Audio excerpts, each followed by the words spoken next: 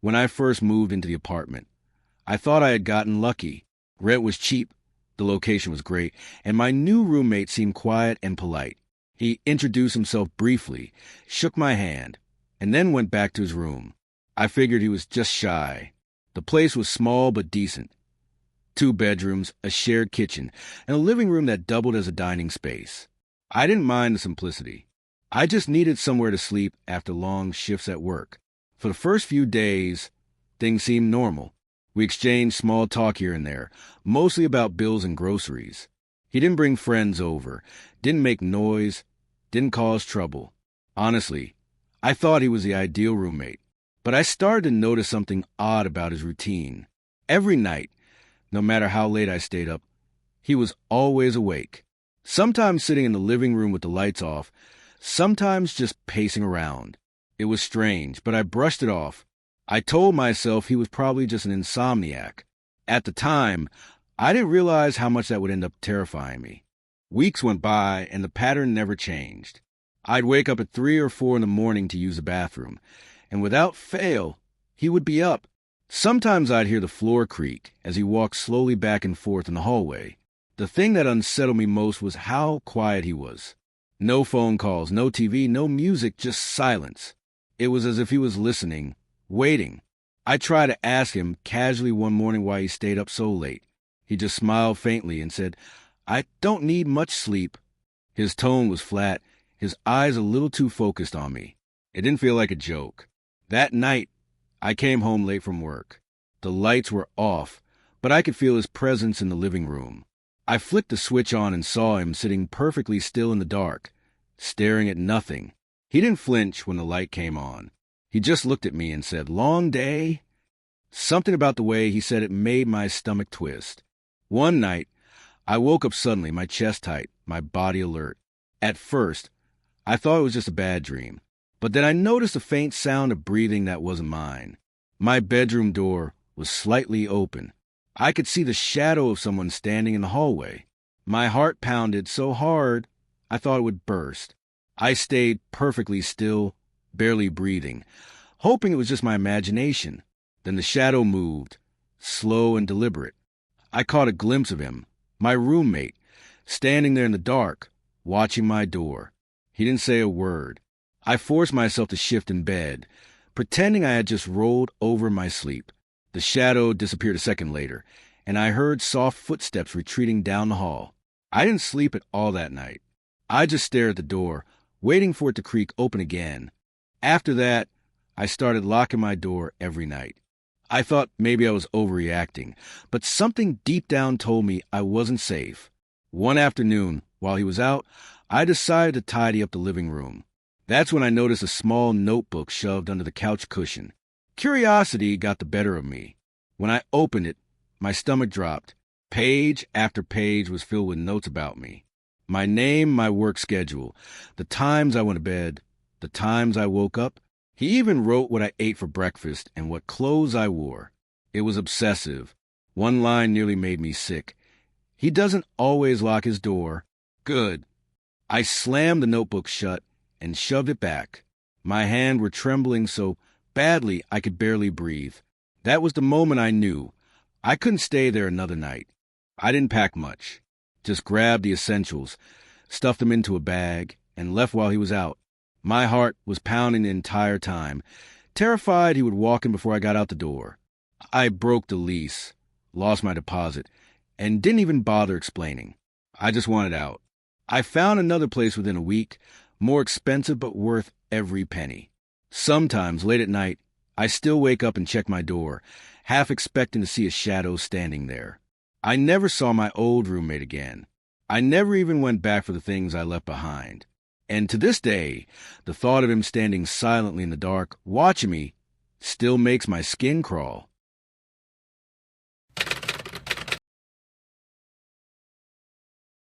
When I moved into the apartment, I was relieved to finally have a place I could afford. My new roommate seemed normal enough at first.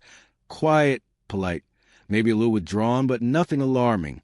We exchanged basic introductions and went about our lives. It didn't take me long to notice something strange. He always kept his bedroom door locked. I don't mean just at night. Always. Even when he left the apartment, even when he went to the bathroom, he would lock it behind him. At first, I thought maybe he was just overly private or paranoid about his belongings. It wasn't my business, and I wasn't the type to pry. Still, it struck me as odd. Who locks their door inside their own home 24/7? I told myself it didn't matter. As long as he paid rent on time and didn't bother me, we'd get along fine. But soon, it became impossible to ignore. It started with the smell. At first, it was faint, something sour, hard to place. I noticed it most in the evenings, seeping from under his door. Within a week, it was unbearable. A thick, rotten stench that lingered in the hallway and drifted into the kitchen. I gagged every time I walked past his room. I tried to bring it up casually, half joking. "Man, something died in there?" He just gave me a blank look and said, "Don't worry about it." His tone was sharp, final, like he didn't want me asking again. But the smell didn't go away. It got worse. I sprayed air freshener, burned candles, but nothing covered it. It was like living next to a dumpster full of spoiled meat. I started to wonder what he was hiding in there, and that thought alone made me uneasy. The smell was bad enough, but then came the noises. Late at night, when I was lying in bed, I'd hear sound from behind his door, soft dragging noises, like furniture being moved. Sometimes faint thumps, like something heavy being dropped. Once, I swore I heard muffled voices, though he never had visitors. One night, curiosity got the better of me. I pressed my ear against the wall that separated our rooms. My skin crawled as I heard it clearly. Scratching. Long, deliberate scratches against wood or metal. I backed away immediately, my heart pounding. I didn't want to know. I told myself over and over not to think about it. But by then, I was terrified of my own roommate. It all came to a breaking point one night, when I came home late. As I walked down the hall, I noticed his door wasn't fully closed. It was just slightly ajar. The smell hit me instantly, stronger than ever, thick and rotten. Holding my breath, I pushed the door open an inch more and peeked inside. What I saw made my blood run cold. His room was cluttered with piles of junk, old clothes, broken electronics, random trash. But worse than that, I recognized things that weren't his. A neighbor's missing jacket, a purse I had seen another tenant searching for in the lobby, even a pair of sneakers that belonged to me, stuffed into corner. It wasn't garbage. It was stolen. He had been collecting people's belongings. Ours, the neighbors, anyone unlucky enough to cross paths with him. I didn't confront him. I didn't even think about it. I just backed out of that room, heart racing, and locked myself in my bedroom until morning. The next day, I packed everything I could fit into my car and left without a word. I called a landlord from the road and explained what I'd seen. He promised to handle it. I never found out how. For weeks, I felt like I was being watched, like he might come after me for seeing inside his room. Even now, years later, I still wonder what else he had in there. Things I didn't recognize, things I didn't see, and I'm glad I'll never know.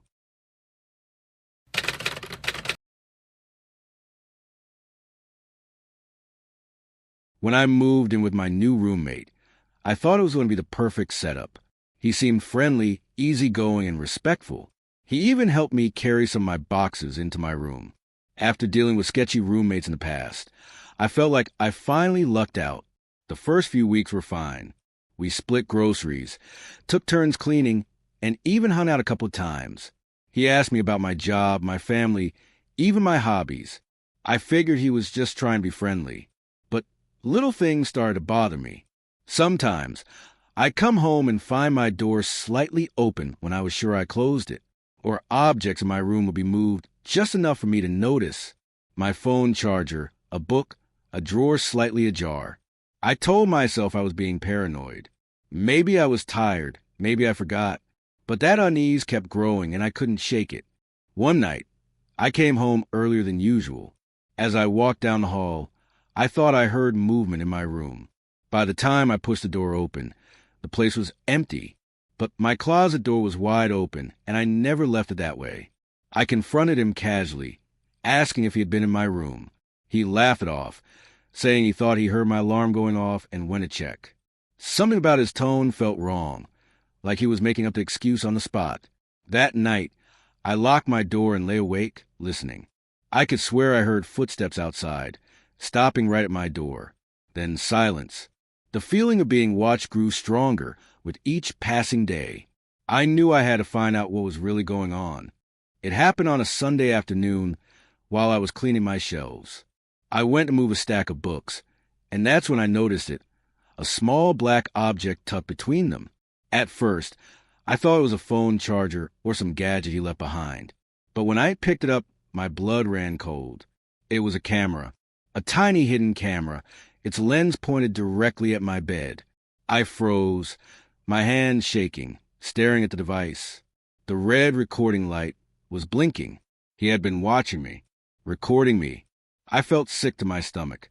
I wanted to throw it, smash it, but I knew I needed proof. I stuffed it in a drawer and locked my room, my heart racing. That was the moment I realized I wasn't just uncomfortable. I was in danger.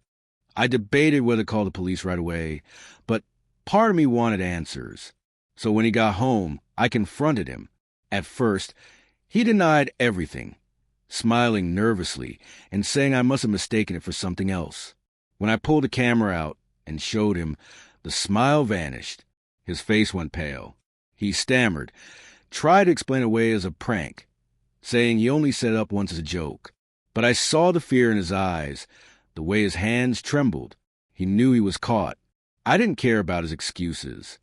I told him I had already copied the footage onto my laptop and that I was going to the police. That was a lie. But he didn't need to know that. For the first time since moving in, he had nothing to say. I packed my things that night and left. I didn't care about the money I lost or the inconvenience of moving again. All I cared about was getting out. The next day, I went straight to the police station and turned in the camera. They took it seriously, and I never went back to that apartment. I don't know what happened to him after that, and I don't want to know. Now, every time I move into a new place, the first thing I do is sweep the room. I check vents, shelves, even smoke detectors. Paranoia? Maybe.